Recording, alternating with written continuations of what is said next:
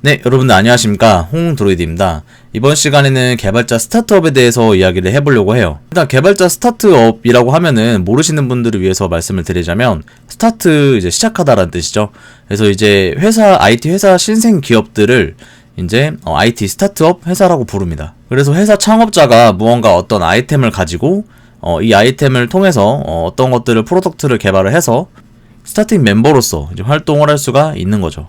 하지만 이 스타트업에 대해서는 정말 저도 개발자 5년 정도를 했지만 여러 이야기들이 많이 있습니다. 단점들이 정말 많이 들려오기도 했고 또는 그 속에서도 장점을 찾는 분들도 있었고, 그래서 그런 부분들을 한번 정리를 한번 해드리려고 합니다. 일단은 스타트업의 단점부터 먼저 말을 해보도록 할게요.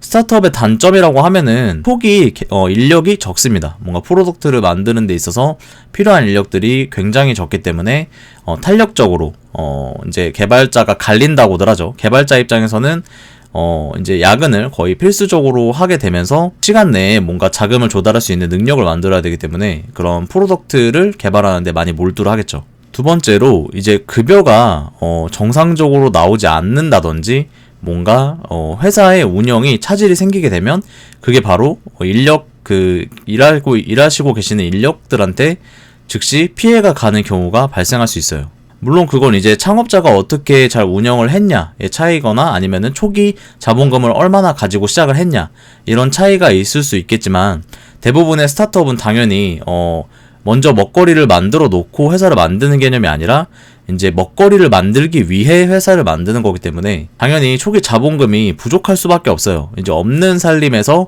여러 가지 많은 것들을 해내야 하는 그런 악조건이라고 보시면 돼요. 일단 단점들을 대략적으로 나열하면 이 정도가 있는데요. 일단 장점은 그럼 어떤 것들이 있을까요? 장점이라고 하면은 이제 스타트업에 대해서는 탄력적으로 근무를 하는 대신에 그만큼 개발자 스스로의 이제 혼자 살아남는 그런 생존력이 상당히 증가하게 될 거예요. 그리고 의사결정 라인이 이렇게 막 체계적으로 있는 회사들보다는 좀 더 신속하게 의사결정이 가능하기 때문에 무언가 내가 결정을 하는 데 있어서 서로 팀원들 간의 이제 존중을 많이 받기 때문에 비록 신입 개발자라고 할지라도 그런 의견 자체를 좀 더 수용이 많이 되는 편일 거고, 실제로 협업 프로세스에도 즉각적으로 반영될 소지가 있겠죠. 그래서 자기 피력을 굉장히 잘 할 수 있는 회사가 될 수 있습니다.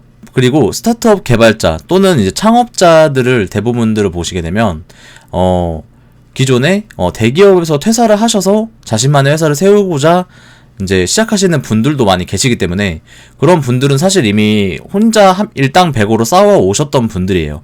그래서 그분들이랑 같이 일을 하게 된다면 사실 인력 자체가 크게 의미가 있을까라는 생각이 들 정도로 굉장히 체계적인 프로세스를 단시간에 만들어낼 수 있습니다. 그리고 아무래도 개발 문화가 갖춰진 이제 대기업 같은 데에서 경험을 하셨던 분들이기 때문에 그런 개발 문화에 있어서도 여러분들이 애로사항이 생기지 않을 거예요. 즉각적으로 힘든 부분들이 있으면은 개선이 될 거고, 아까도 말씀드렸다시피 결제 라인이 적기 때문에 여러분들이 의견 하나하나를 위해서는 잘 귀담아 들어줄 거라고 생각이 됩니다.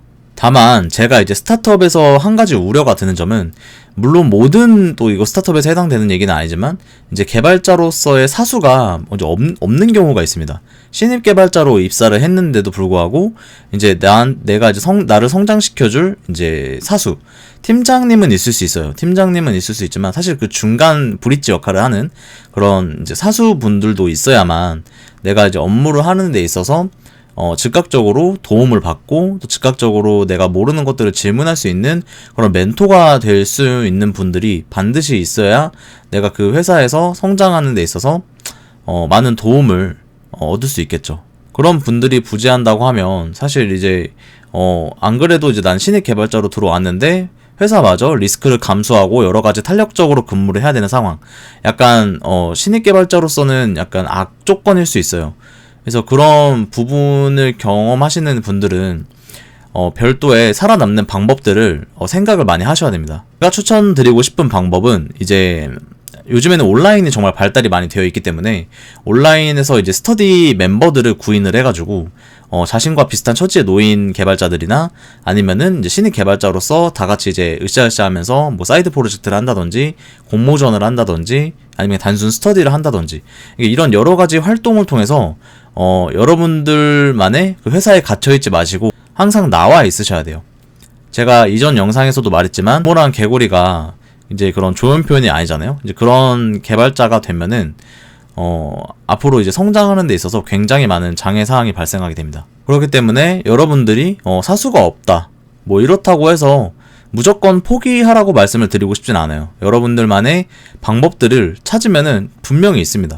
찾자면 있지만 쉽게 포기하지는 마세요. 여러분들만의 그 방향성을 여러분들이 직접 만드시는 방법들도 많이 있기 때문에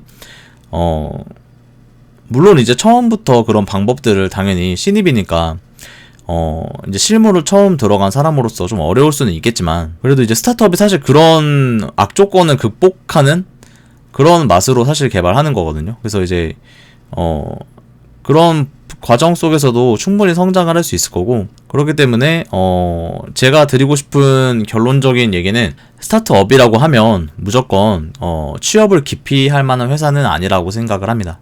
사실 뭐 경력 개발자들, 뭐 중소기업, 중견기업, 대기업에서 경험하신 개발자분들도 직접 회사를 차리거나 아니면 이제 스타트업을 창립자들과 같이 동업을 하거나 뭐 협업을 하거나 해가지고 다시 뭔가 밑바닥에서부터 시작하고 싶어하는 그런 패기 있는 사람들도 많이 있기 때문에 개발자 스타트업에 대해서 너무 두려워하실 필요는 없을 것 같아요. 중소기업이나 중견기업이나 대기업 뭐 이런 곳의 체계적인 프로세스도 물론 당연히 다듬어져 있는 곳이기 때문에 안정적일 수는 있어요. 하지만 개발자 스타트업에 입사를 하게 되면 그래도 자신만의 뭔가 의견들을 내세우고 그것들이 반영이 되어서 실제 내가 운영하는 서비스에 내가 원하는 프로그램을 만드는 개발자가 가장 행복한 개발자가 아닐까 생각이 듭니다. 자, 오늘 영상 마무리는 여기까지 하도록 하겠습니다. 다음 영상에서 또 여러가지 또 동기부여되는 영상들로 찾아뵙도록 하겠습니다.